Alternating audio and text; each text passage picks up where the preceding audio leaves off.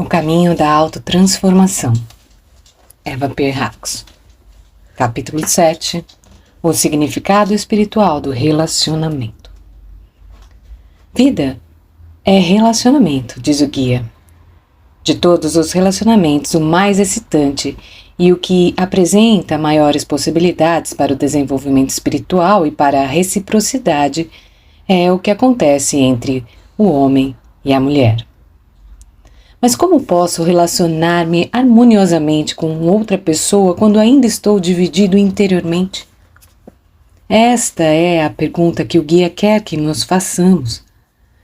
Ele nos ensina a estabelecer um relacionamento íntimo com o nosso próprio ser interior verdadeiro e, através dessa honestidade interior, recentemente adquirida,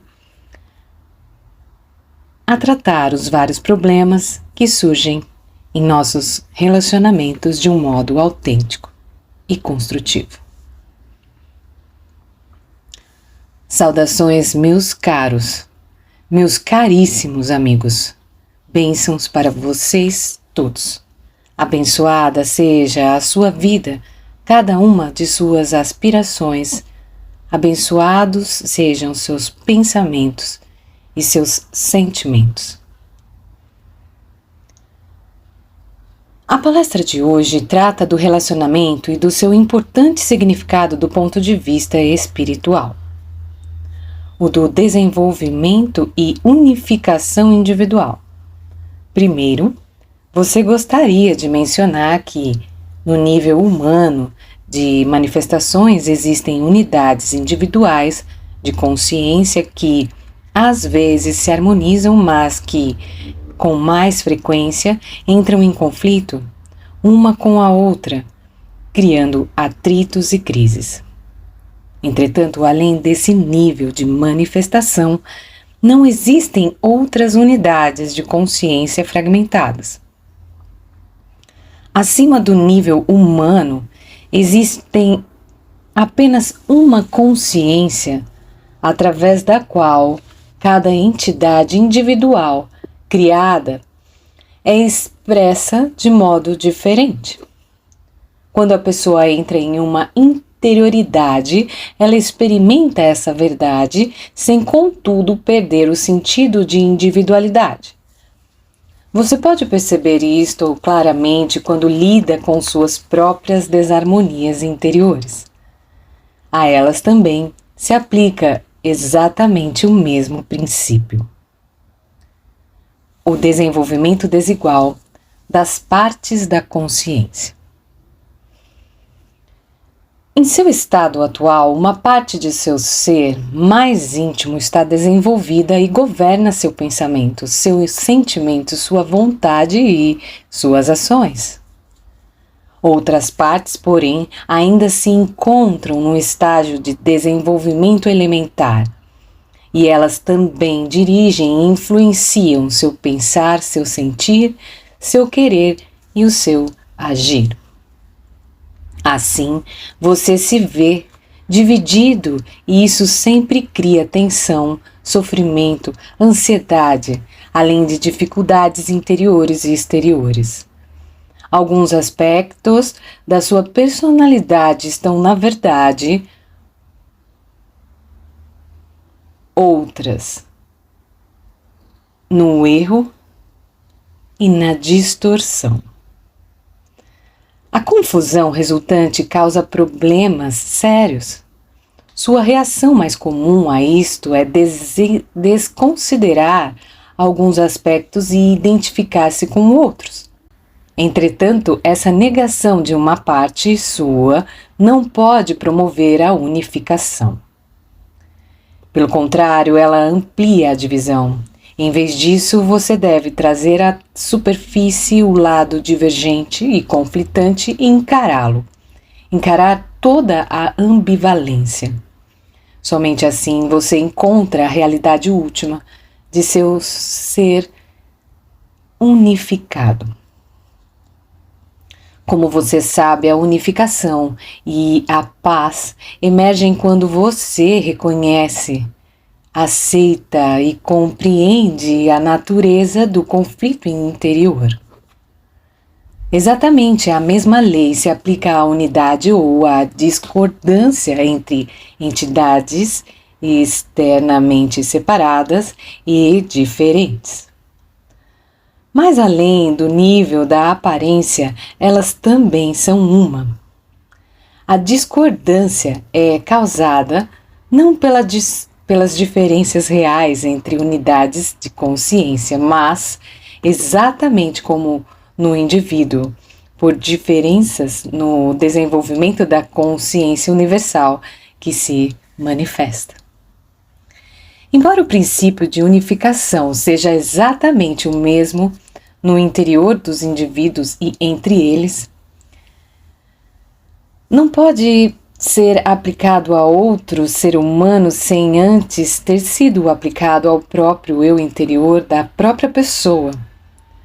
Se as partes divergentes de seu eu não forem abordadas de acordo com esta verdade e se sua ambivalência não for encarada, aceita e compreendida, o processo de unificação não pode ser posto em prática com outra pessoa.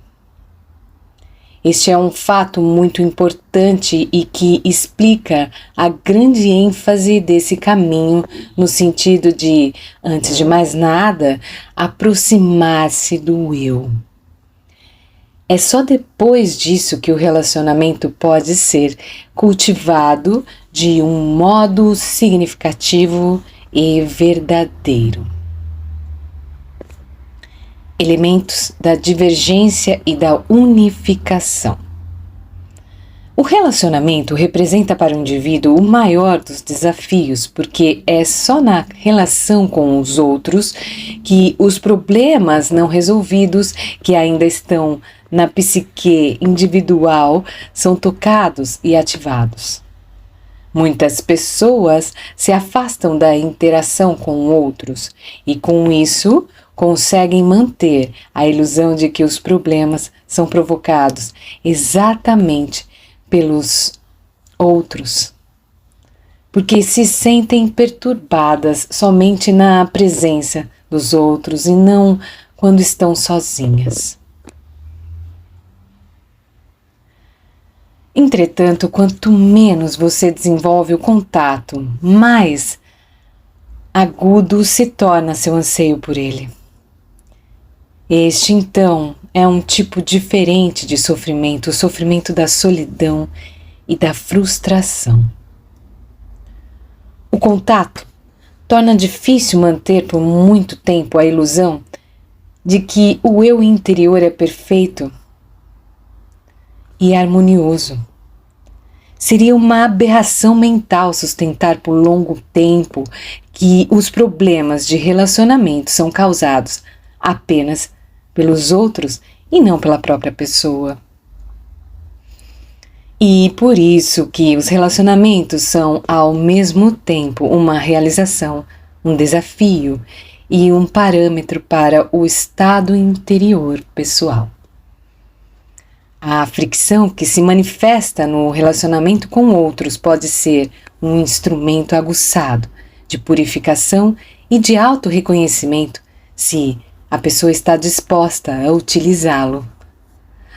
Ao afastar-se desse desafio e ao sacrificar a realização de contato íntimo, você deixa de trazer à tona muitos problemas interiores. A ilusão de paz interior e de unidade que provém do fato de evitar o relacionamento tem até levado a conceitos de que o desenvolvimento espiritual é favorecido pelo isolamento. Nada poderia estar mais distante da verdade. Essa afirmação não deve ser confundida com a noção de que períodos de reclusão são necessários para concentração interior e autoconfrontação. Mas esses períodos devem sempre ser alternados com contato, e quanto mais íntimo esse for, mais ele expressará a maturidade espiritual.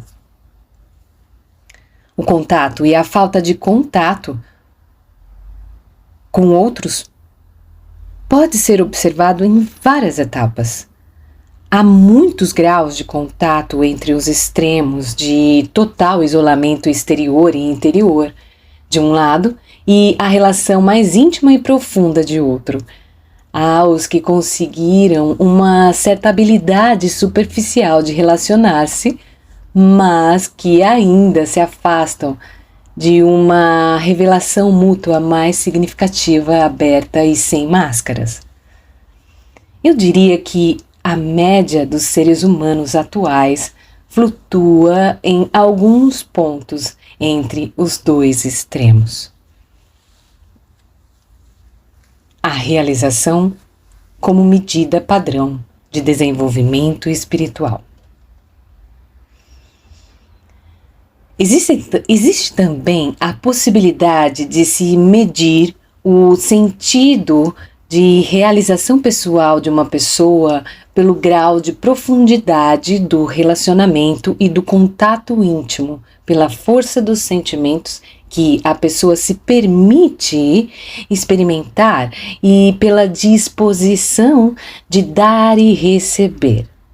A frustração indica uma ausência de contato, o que, por sua vez, é um indicador preciso de que o eu se afasta do desafio da relação, sacrificando assim a realização pessoal, o prazer, o amor e a alegria.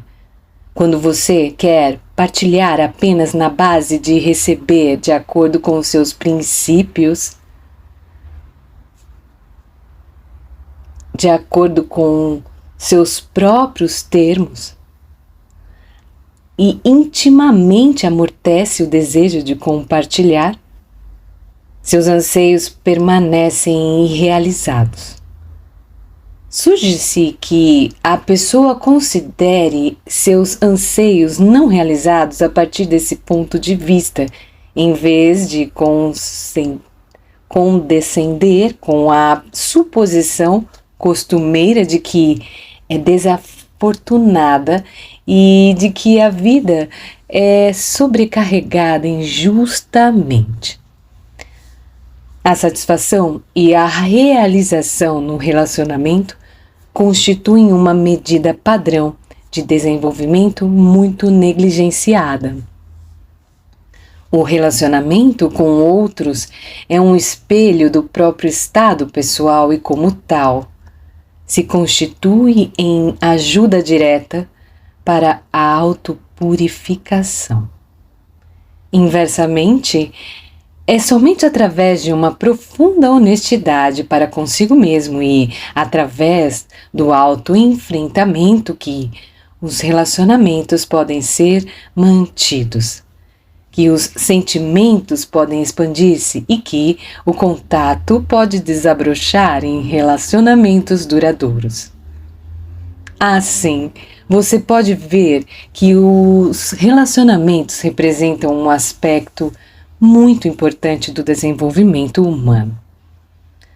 O poder e o significado do relacionamento com frequência levantam problemas sérios para os que ainda estão nas confusões de seus próprios conflitos interiores. O anseio não realizado torna-se insuportavelmente doloroso quando você escolhe o isolamento devido à dificuldade de contato.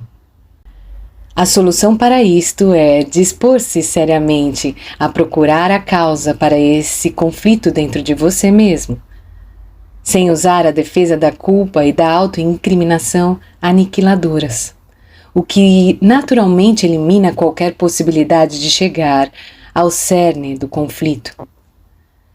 Esta busca, justamente com o desejo interior de mudar, deve ser cultivada para evitar o dilema doloroso em que ambas as alternativas disponíveis, isolamento e contato, são insuportáveis. É importante lembrar que a retirada pode ser muito sutil e pode passar despercebida exteriormente, manifestando-se apenas como certo resguardo e autoproteção distorcida. O bom companheirismo exterior não implica necessariamente a capacidade e a disposição para a estreiteza, a solidão interior. Para muitos, a solidão é muito opressiva. Aparentemente, isso parece ter relação com o fato de que a dificuldade está nos outros. Mas, na verdade, ela reside no eu, independentemente do grau de imperfeição das outras pessoas. Quem é responsável pelo relacionamento?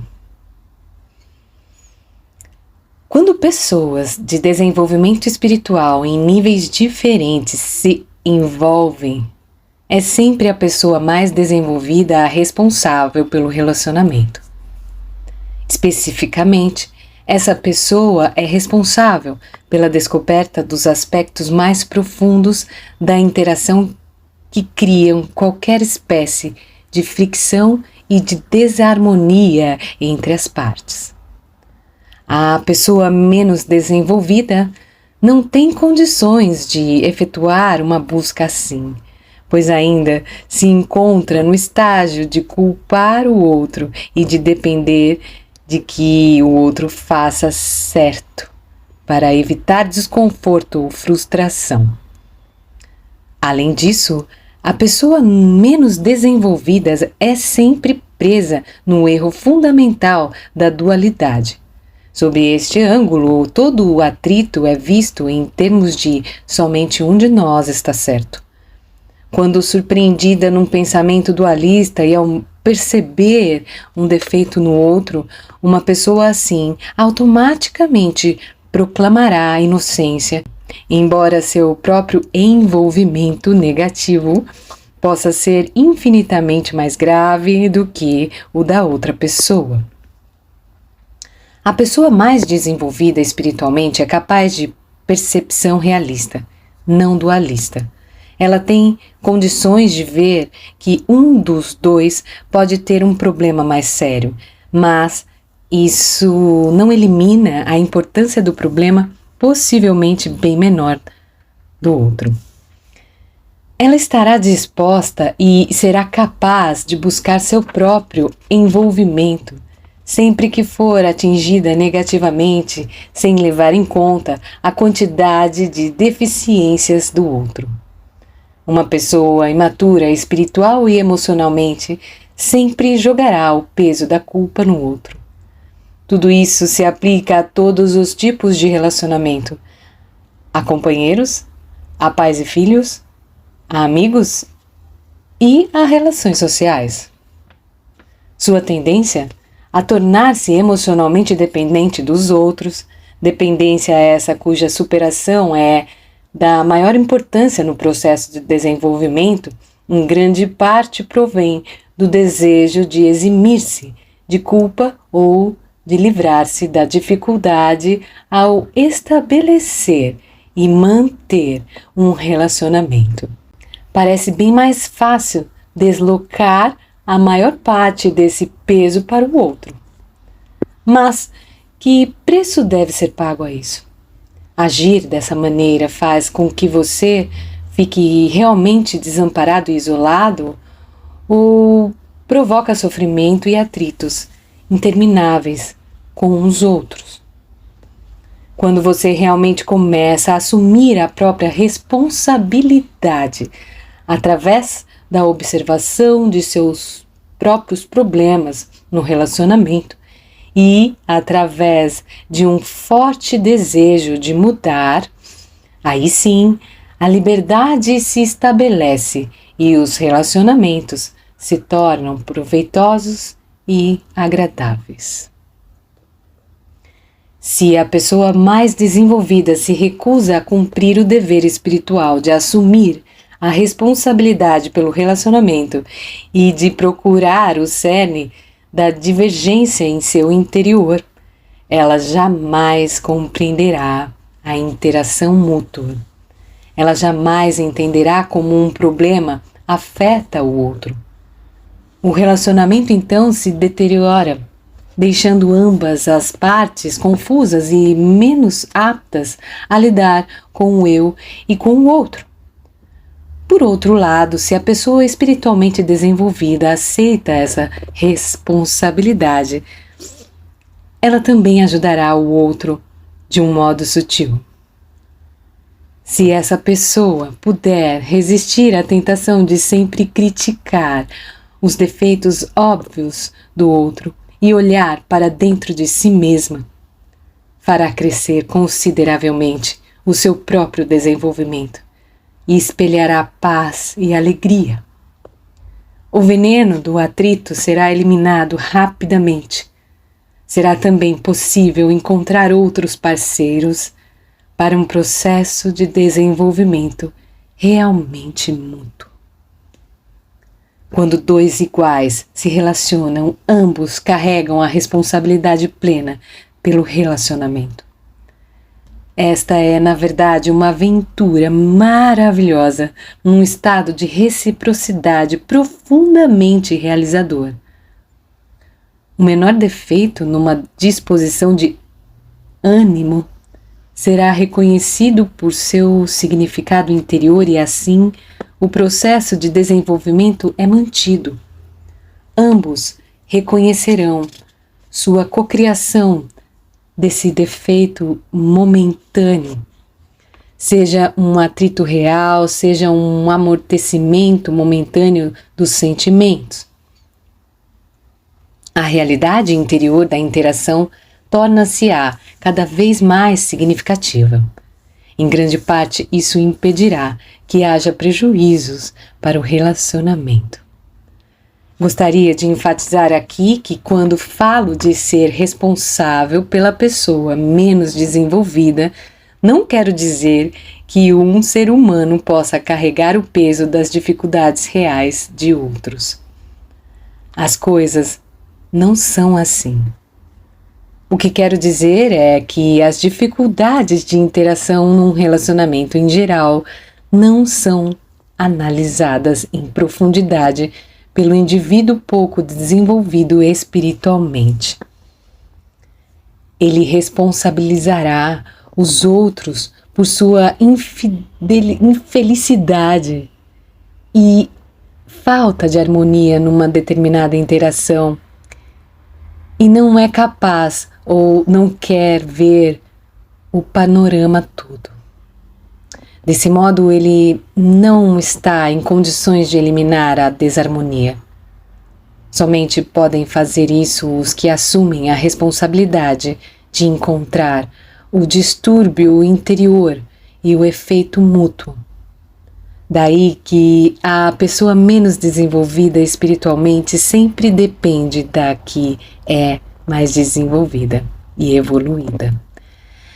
Um relacionamento entre esses indivíduos, em que a destrutividade do menos desenvolvido torna impossíveis o desenvolvimento, a harmonia e os bons sentimentos, ou em que o contato é predominantemente negativo, deve ser rompido. Como regra, a pessoa mais desenvolvida deve tomar a iniciativa. Se não o fizer, isso indica a existência de alguma fraqueza, de algum medo não reconhecidos que precisam ser encarados. Se um relacionamento é desfeito com base nessa premissa, ou seja, por ser mais destrutivo e causador de sofrimento do que construtivo e harmonioso, a dissolução deve ser feita quando os problemas interiores e as interações mútuas forem plenamente reconhecidos por aquele que torna a iniciativa de romper a ligação. Isto o prevenirá para não formar uma nova relação com correntes e interações subjacentes semelhantes. Significa também que a decisão de romper a relação foi tomada devido ao crescimento e não como consequência da má vontade, do medo ou da fuga. Interações destrutivas. Essa será a segunda parte do capítulo 7, que vamos ler no próximo vídeo. Até lá!